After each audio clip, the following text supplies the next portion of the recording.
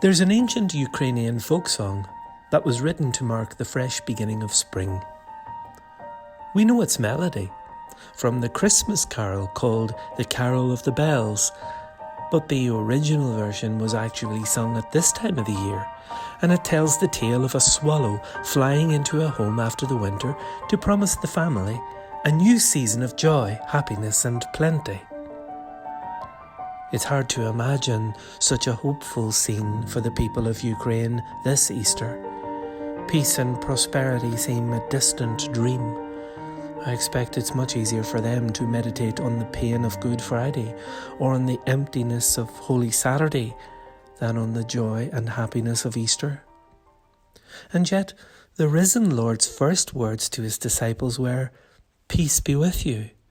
And he meant much more in that than the traditional shalom greeting, for at the same time as offering peace, he showed his friends the wounds of violence in his hands and in his side, the marks of the crucifixion.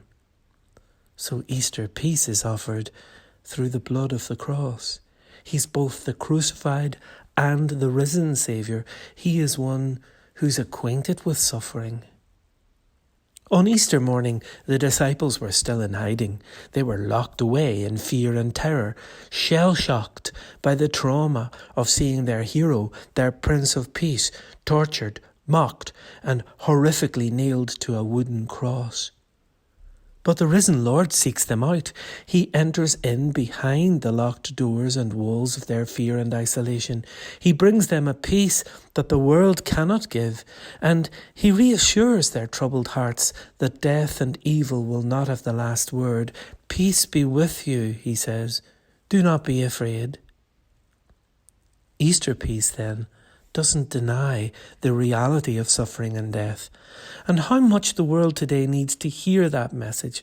From Ukraine to Tigray, from Syria to South Sudan, the cross of Good Friday still casts its shadow in the suffering of millions who are caught up in the violence and aggression of war. But mercifully also, the work of peacemakers and the enormous outpouring of love, welcome and humanitarian aid bears witness to the hope and promise of Easter peace that can never be extinguished by war or hatred.